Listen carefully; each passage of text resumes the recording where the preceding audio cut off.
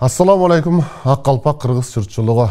Барыңыздардың башыңыздарға бақ қонып, үйіңіздер гүл-күнін үні жаңырған жайға айланусын тілеп, бардарчылық, бақуатшылықты қалап, улуу сөздің ұшығынылаған, ұштан түпкө чуаған, андан бері балдарына жеткіруге далбаса қылған манас сөз, манас баяны, улуу жомок жөнүндө сөз кылууга далбастаган берүүдөн кезип отурабыз. Аманчылык, тынччылык каалап, токтогон жерден баянды ары карай жалгаштырабыз. Өткөн берүүбүздө Кытайдын кабарынан туюнуп калган Бакайдын элге кабар бергендиги жөнүндө айтканбыз. Ал кабарды уккан Медет менен Седет Байыт менен Дебеге тоготпой коюшту. Байыт менен Дебеге баары бир кол сала албайт, укса уккандыр деп тоготпой койсо, Медет менен Седет тескерисинче Бакайды жамандап, биздин жерди жалгыз ээлеп алгысы келип атат ушунча жерди. Ошон үчүн шукшуңдап жүрөт бул жерде. Мунун тилин албагыла деп элине кеңеш салып, кебелбей алар жатып алышты. Ал эми кырк чорону жыйганда төлөккө келгенде төлгө салдырып көргөндө төлгөсүн чачып жиберип ал элин көчүрүп жөнөдү. Ал жерге Кочкор менен Абыке көбөштөр келип калган, Абыке келип калган, алар билип калып, алар көчүп жөнөдү. Алардын эмнеге көчкөнүн билбей эле аларды көрүп көбөш кошо көчүп жөнөдү. Ошентип Манастын аталаш бир туугандарынан үчөө Бакайдын тилин алып чоролор менен кошо көчүп чыкты, төртөө калып кетти. Окуяны ошондон ары карай жалгаштырабыз. Бакай андан ары төлөктөн чыгып алып Агыдайга келип, ага дагы далаштырып көрдү. Тактап алыш керек маалыматты. Аркардын куудалысын алган Агыдай дагы билген көргөн үчүн көйгөйгө батты. Манастын келгенин, Кытайдын кууганын айтып, төлөктүн сөзүн бекемдеди. Манас баштаган кыраандар келсе, Кытайды кыргындайбыз го деп, кыргыл менен серек үмүттүү үн катты. 6000 үйгө бек болгон Аргындын кара кожосу Далычыга дагы, Төлгөчүгө дагы ишенбестигин билдирди.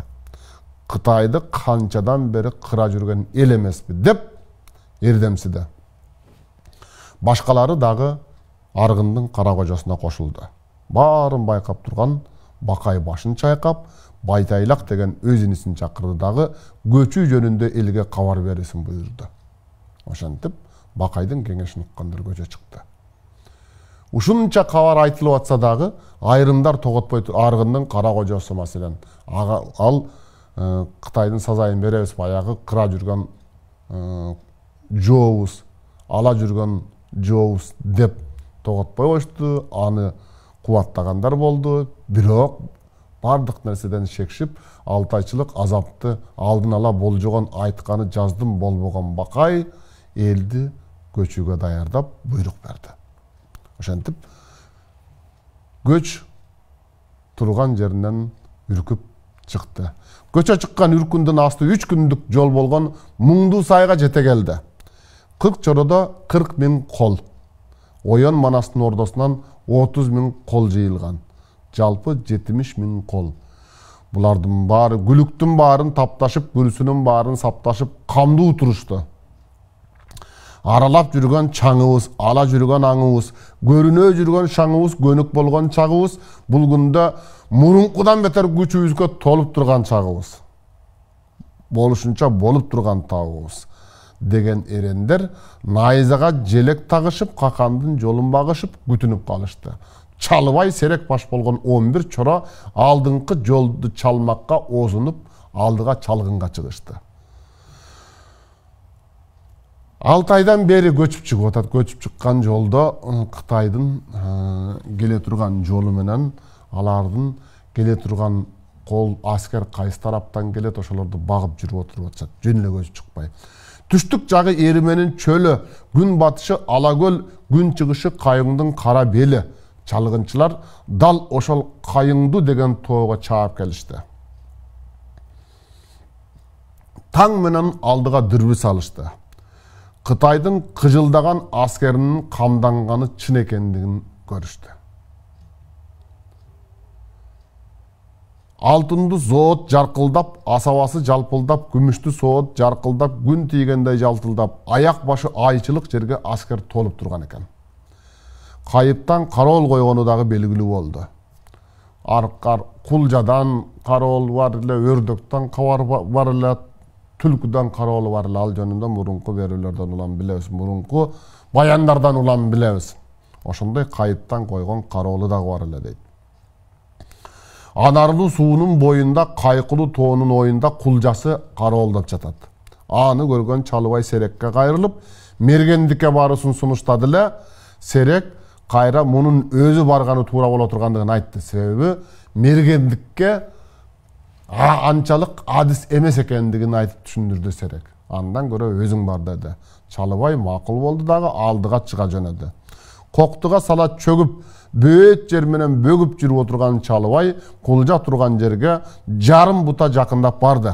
Алмадай башын ашырып, тула боюн жашырып, өлчөлүү жерин мээлеп туруп атып калды. Ооз оту жаркытып, кой чагырууну тарс этип, кулжа ордунан турбай жыгылды. Асманга түтүн булатып, ак кулжаны сулатып, сүйүнүп турган Чалыбайга артта калган Серектер жете келди.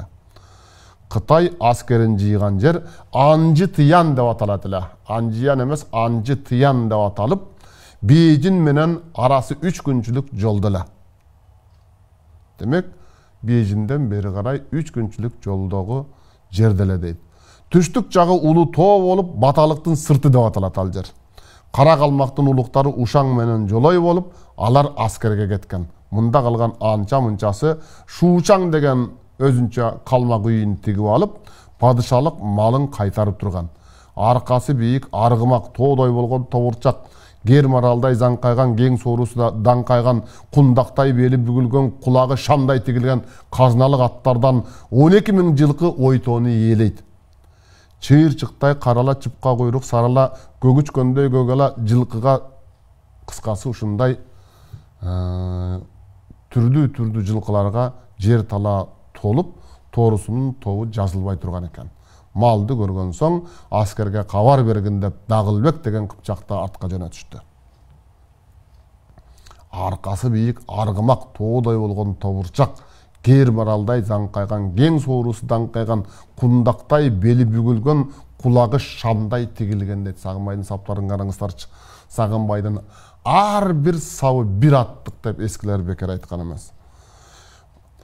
Атка жеңил тайгачак Дагылбек 2 түн 2 күн кош ат минип койгулап жүрүп отуруп Бакайга болгон кабарды айтып берди. Азыркы хан Абыке экендигин билдирген Бакай Абыкеге жөнөттү. Дагыл ага дагы жетип кабар айтты. 1-2 күндө жетип келе тургандыгын билдирди. Абыке атырылып, көбөш көтөрүлүп, 100 000 аскер күңгүрөп атка минди. Ат күчүнө сала жүрүп, 2 түн өтүп, 3-чү күнгө караганда кулжаны сойгон Кайкылуунун белине баягы батырлар аткан жерге жете келишти. 60 000 аскер ошол белде калды дагы, 40 000 аскер түштүктү көздөй Баталакка бет ала жөнөдү. Баталак тоосунун күн чыгышы көз учкан Зоо түштүк жагында башында мөңгү кары бар, дүйнөнүн киесинин баары өскөн алатоо. Кие чөп жалпы жонунан. Ошол болгон чөптүн баары, ааламда кандай чөп болсо ошонун баардыгы ушул жерде өсөт эле дейт. Күн батышы Эрименин чөлү, каканга караган жылкынын көбү ушул жерде. Андагы 30 000 колдун башчысы Калдарбаян деген баатыр. Кай бирөө Карагул деген Каралөк дагы ушул жерде. Жылкычы башы Карагул жөнүндө айтылабы, же башка Карагул жөнүндө айтылып атабы, ал жөнүндө такталган эмес. Анардын суусун бойлой жетип келген 40 000 аскер ошол анардын белинен айкырып чыгып, ат коюп калды. Дүбүртү тоо жарып, дүңгүрөтө жылкы тийди. Асманга чаң уюлуп, көп аскердин аткан мылтыгынан улам дүнүйө жүзү мылтыктын дарысы жыттанып калды. Кой чагыр мылтык чаңырып, Жазайыл үнү жаңырып, опулоң тополоң түшүп жатып калды. Кой чагыр, очогор, Жазайыл бул мылтыктардын түрлөрү, ал тургай балким Замбирек болуп калыштагы ыктымал жазайымдылык жаткырып дегени демек Замбирек жөнүндө сөз болуп атат деп айткан ушундай ойдо тургандар дагы бар, ушундай түшүнүктө кабыл алгандар дагы бар, бирок Замбиректи Замбирек деп өзүнчө эле айткандыгын дагы билебиз. Кыскасы, ушул жердеги 30 миң колдун 10 миңи аттуу болуп, 20 миңи жөө калды, себеби жылкысын тийип кетти. Бөрү жолду көйүп атыр, бөксөдөн жылкы үркүтүп айдаганда артынан жалгыз куугун көрүндү. Жалгыз куугун. Бул Көктаргыл деген аты минген Келкүмөн деген баатыр эле. Жалгыз куугун чыкты, калганы кууган жок. Ага каршы коржоңдоп, көбөштөө күүлөнүп жекеге чыкты. Адистер барсын деген Абыкенин да сөзүн уккан жок көбөш. Көтөрүлүп алган. Манас жокто Манас болуп көрүнүп калгысы келгендиктен улам кылып аткандагысы болчу бул. Эртең Манастын ордун баса турган мен эмей ким? Манас бүгүн келеби де келбейби? Эми ушундай жерде көпчүлүктүн көзүнө көрүнүп коёюн. Манасы жок деле эл башкара турган адамдар бар турбайбы? Манас боло тургандар бар турбайбы? Көбөш Манастан кем эмес турбайбы?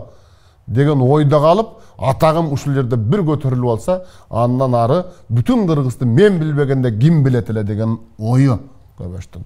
Дал ошондон улам күүлөнүп жекеге чыгып отурат. Абыкенин да сөзүн укпай, Алакөөдөн эсип бас арамзаада неме алкынып алган экен.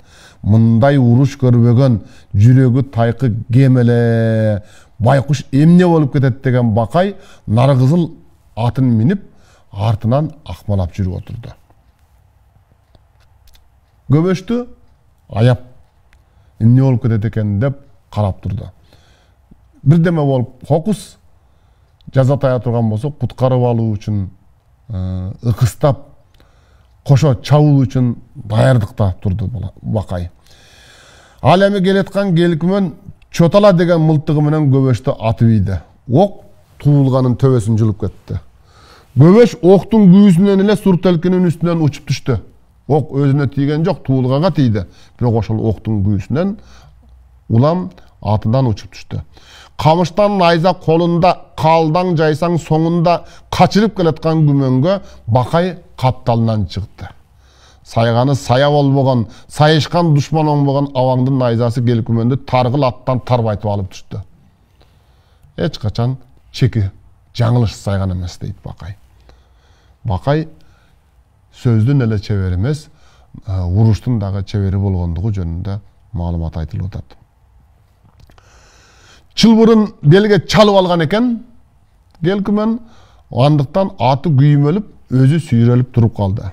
Бакай чылбырды кырка чапты.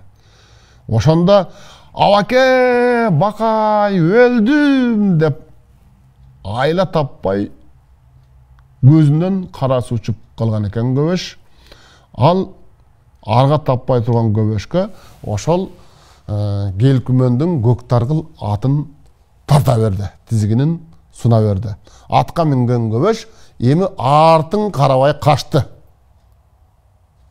Өтө ойлоно турган кызык маалымат, себеби көп өтпөй Манастын көз өткөндөн кийин дал ушул амандыгын тилеп, уруштан аман калса экен деп артынан акмалап чыккан Бакай Көбөштү. Дал ушул Көбөш кийин Бакайга кандай жамандыкты, кандай кордукту көргөзөт. Дал ушул Көбөштөн кордук көрөт. Тагдырдын тамашасы ушундай экен. А бул жерде ошол Көбөштү өлүмдөн сактап калып атат Бакай. Жылкы тийген кыргыз колу кайкылуунун белин ашып, Маралдынын жерин басып, кылчайып, артын карашып, казатка боюн чыңдашып, капырдан кабартыңдашып жатып калышты. Бар малынан айрылган баталак журту бүлгүнгө учурады. Көбү миң киши жок жөө калган эле. 10 миңи аттуу, 20 миңи жөө калды деп айтканбыз башында. Алардан алар эми ат кадырын билишти. Ар кимден улоо сурап жүрүштү. Миңгич сурап жүрүштү. Кулан түрдү бөлүнгөн, куйрук жалы төгүлгөн, тоодо мөңгүгө жакын жай алган жарым жапай болгон малынан бери кармап жүрүп, Akırı 20 ming'e attı olup, dağı 10 ming asker piyada kaldı. Demek, dağı 10 ming askerge ulo tabıldı degen söz. Jö kalganlar eптеп ermege jetip, andagılardan eç kur degende 2-3 ming жылkı alsak degen kеңешte boldu. Ayla ketkende kayıptan karol koygon ulukların jemege alıştı. Malga işenip, ayvanga işenip, uşinitip, ankayıp kaldık dep, uluktardı jemeledi. İçken aşı olup, uwayım tartkan urmattууlarga Kaldar Bayan kayrat aytıp, Azattın belin aşıp, Erimenin elindeki Şloon Batırga baruu gerektigin bildirdi. Duşmandın jayın tuyunsa, al özü de tınç jatpас dep belgiledi. Kara lök, dugul baştagan 67 kişi oşonu menen Şloonga jönödü. Şloondu gözдөй jönödü. Çavagançılar Toktolboy 9 gün jol жүрүштü. Erimenin eline kent чыңолдогу Şloonga jetip kelişti.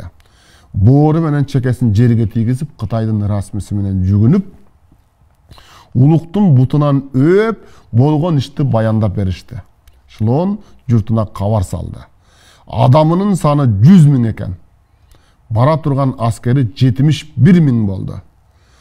Kamandan 90'dı aldırıp, aça tuyakka 600'ün çaldırıp, kamılgasın başladı. 71 ming askerдің 10 mingine at jetpey, 60 minge attanmay boldu. 10 mingine at jetpey kaldı et bulardın dağı. Kitapta 10 kişiге at jetpey dep aytılıp ketken, bul тура эмес угуп алгандан же туура эмес жазып алгандан болсо керек. Себеби 60 миңге аттангандыгы айтылып атат, жалпы 70 миң болгондугу айтылып атат. Демек 10 миңине ат жетпей болуш керек.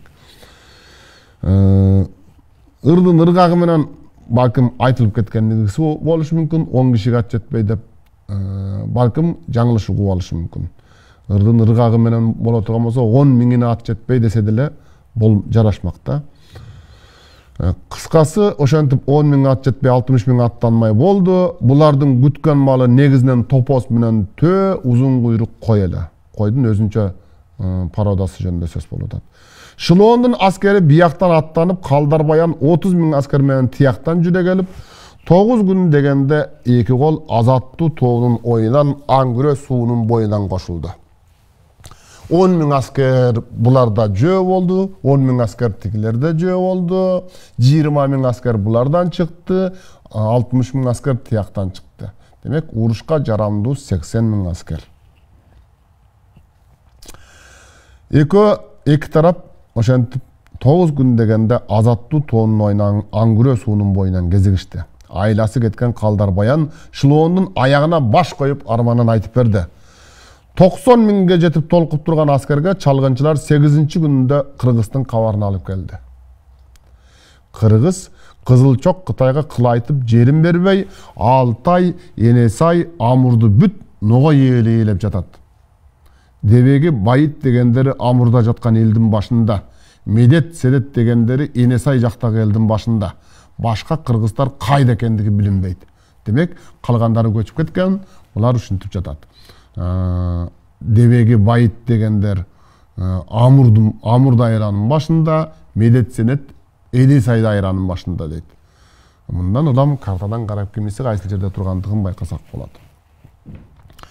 Башка кыргыздар кайда экендигин билишкен жок. Андагылардын жалпы саны 40 миңде экен. Кыргыз аз экенин уккан Батбалак мурунку берүүдө Батбалак эмес, Баталак деп айтылып кеткен. Батбалдак түрүндө да айтыла берет. Бул эми мындай ар түрдүү аталыштар боло келген көрүнүш эпоста. Ошол Батбалак менен Эрименин элине кубаныч толду. 2 күн бир түн токтолбой жүрүп, Үркүн суунун тушунда Орхон дарыясы жөнүндө сөз болуп атат. Жаңгактуунун оюнда Энесайдын күн батышындагы Амур суунун боюнда жаткан Медет менен Седеттин элине чабуул койду.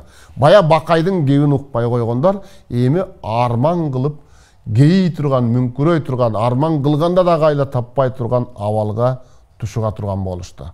Менменсинген Медет аяк башын жыя албай, аккан жашын тыя албай калды.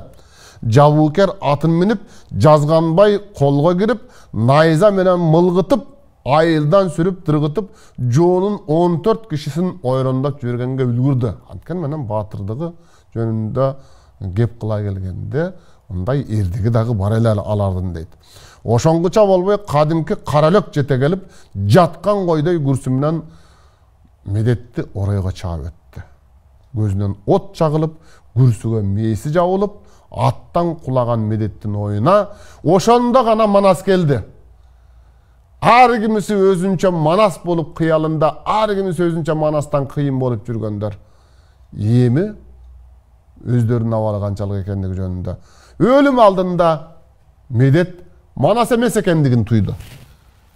Көрсө кыялына семирип, санаасына берилип жүргөндүгүн эми билди, бирок кеч эле. Анын бул жерде, Манастын бул жерде болбой калгандыгына ошондо гана өкүнүч кылды. Манастын кадыры эми гана билинди. Бирок баары кеч болуп калган болчу. Манас болгусу келген, бирок Манас боло алган жок. Бул бир чети жакшы көрүнүш. Себеби жакшы атаандаштык деп да түшүнсөк болот да. Жалаң эле жаман экен деп жамандыкка ала бербеш керек.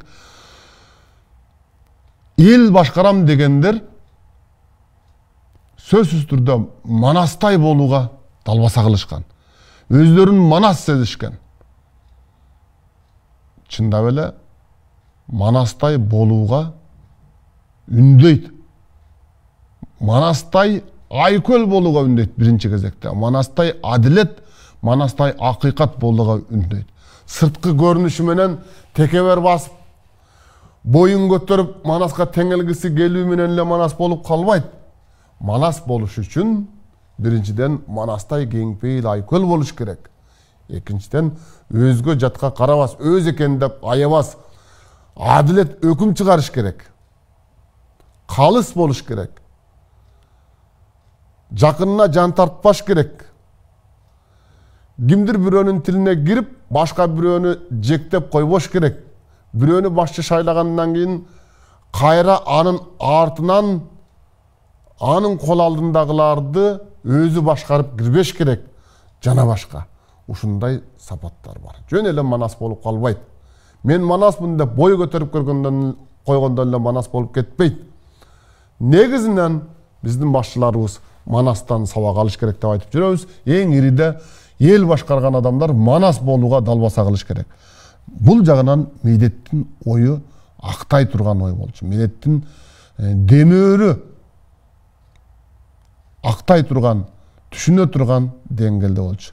Бирок Манастай сапат мүнөзгө ээ боло албагандыктан, Манастай көрөгөч боло албагандыктан, Манас жөн эле баатыр эмес, Манас акылман болгондугун билебиз. Ошондой акылман боло албагандыктан Бакайдын тилин албай коюп атат. Манас болсо Бакайдын сөзүн эки кылган эмес эч жерде. Анткени бирин эки, экисин жети кылган ошол Бакай сыяктуулар эле. Демек, бул жерден дагы бир сабак жатат. Эл башкарыш үчүн Манас болуш керек дедик. А Манас кантип Манас болгон? Манас мен кыйынмын эле дей бербестен, тегерегиндегилердин баарынын кеңешин уккан. Тегерегине биринчи кезекте эң мыкты адистерди чогулткан. Кыраныңдын 40 кашка, 40-ынын жөнү 40 башка дейт. Ар бири өз алдынча башканын колунан келбеген өнөрдүн ээси эле. Ар бири өзүнчө өз тармагында адис эле. Мына ошондой мыктыларды чогулткандагы, чогултканы бир өзүнчө мактай турган, мактоого ала турган нерсе болсо, аларды ошол ордуна кое билүү дагы өзүнчө алкоого татый турган нерсе болгон.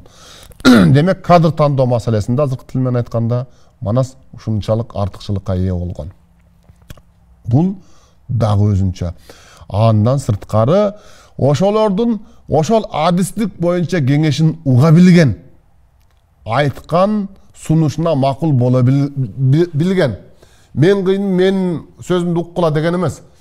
Бизде ушундай бир мисалдарды келтирсек болот. Өзүбүздүн көзүбүз менен көрүп, кулагыбыз менен угуп, турмушубузда болуп аткан кабарлардан бизде бир жетекчи кызыктай жагдайды жараткандыгы жөнүндө өнөр ээлеринин алдында айтылып жүрөт. Кылгыяк тарткандарды көрүп алып айтат дейт бир жетекчи. Ай, ушул кылгыякты деле комузду кол ойнотуп чеп атпайбы, тияка бияка колун сырапчылап. Кылгыякты деле ошентип четпейсиңер, отуруп алып эле муну тербей деп коет дейт. Ушинтип өрдөккө сүзгөндү үйрөткөн короз мисалында койкоңдогон чоңдор көбөйгөн бүгүнкү күндө тилекке каршы. Ошондой болбоо керектиги жөнүндө Манаста акыл жатып атат. Манас боло туруп, ар кимдин, ар бир адистиктин тармагындагы чеберлердин сөзүн уккан Манас. Мен Манаспын, мен айтканымдай болот деп гана буйрук чыгара берген эмес. Мына ошон үчүн Манас болуп атат. Ал эми Медет эмне болду? Манас болгусу келди. Боло албады. Себеби эмнеде? Манастай болуп башка бирөөлөрдүн акылын уккан жок. Чоңдорго бул дагы насаат жатат. Андай болбогон күндө, көргөн күн эмне болот? Башына чокпор жеди, кайтпасына карады. Эгер акылдуунун сөзүн уга билбесе, кеңешти уга билбесе, акыр аягы ушундай нерсеге барып такалат. Бул жөнүндө турмушубузда мисалдар өтө көп. Манас боло турган киши кадр тандоо маселесинде туура тандаш керек дагы, ошол тандаган кадрларын уга билиш керек. Себеби ошол адистик боюнча ушул чебер деп койду. Ошол билет ал тармакты. Жетекчи бул уюштургуч гана болуш керек. Уюштургуч болуп, мыкты уюштуруп ар бирин койгондон кийин ошолордон талап кылыш керек. Калганын алардын сунушуна көнүш керек. Мына ушундай жагдайда гана Манас боло алабыз. Биздин башчыларга айтыла турган сабак бул. Ошентип Медет о дүйнөгө сапар алды. Биринчи тууганынан айрылды Манас. Ал жерде Седет бар эле. Седет мылтык атып, селде каптаган капырдын алдын жапырып, 64-ün акыретке жөнөткөн экен. Бул дагы эрдик көрсөтүп жүрдү. Бирок өзүн Кыскыял деген мерген очогор менен о дүйнөгө узатты. Ошентип Манастын тилин, Бакайдын тилин албай Манас болом деген Медет менен Седет Манас боло албай ушинтип бул жарыкчылык менен коштошуп кете беришти. Коштошконго жетпей, үлгүрбөй кете беришти.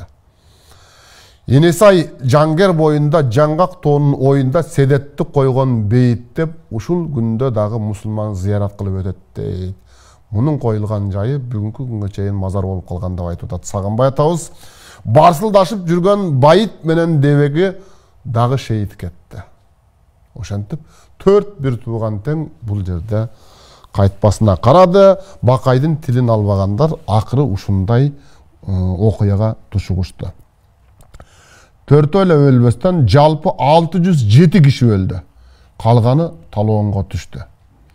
Абыкенин башчылыгындагы 40 чора баштаган аскер бул учурда Каканга каттачу жолду тосуп жаткан эле. Алар башка жолдо тескерисинче Кытай кол сала турган тарапты тосуп жатат.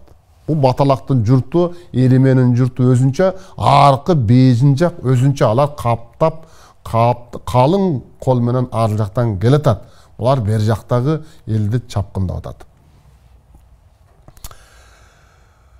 Бакай өзүнчө акыл калчады ошондо. Бул жак Кытай жак, Кытайдан келүүчү тарап тосулду. Мындан кабатыр болбосок болот. Бейжин алыс. Болду болбоду баягы Баталактын журту Эримеден жардам сураган окшойт. Себеби Баталактын журтунан булар жылкысын тийип кетип калбады беле. Алар эми эмне кылды, эмне үчүн келбейт дегенден улам акыл калчап, ой чайкап Бакай жыйынтык чыгарып атат. Булар келбейт атат. Демек коңшу эли бар эле, Эрименин эли бар эле. Ошолордон жардам сурады. Булар биригип кетти дагы, тигилерди чап токшойт деген жыйынтык чыгарып атат. Божомолу айткан божомолу даана келген Бакайдын. Мына ушул жөнүндө маалымат берилип атат. Демек кабарсыз болуп атканына караганда баягы бейкабар жаткан Амур дайра Энесайдагы журтту чапкындаган окшойт булар. Аңдабаган жамандар баягы арамдар менин тилиме көнбөгөндөр алдырып койгон өңдөнөт. Канчасы өлүп, канчасы калганын ким билет. Кошуунду ошол жакка аттандырып, кол байлоо болуп атканда үстүнөн баскан туура болот деген чечимге келди. Кол байлоо дегени олжого кызыгып, болду эми жеңдик деген ойдо ар кимиси олжо талашууга өткөн мезгил болот. Жо жеңгенден кийин бул учурда камсыз, даярдыксыз болуп калат. Аскер жарагын таштап керек болсо, алтын, күмүш, зер талашып айрымдары мал талашып, айрымдары зар талашып, айрымдары жан талашып, кыз кыркын талашка түшкөн учур болот. Андай учурда камылгасыз калат албетте.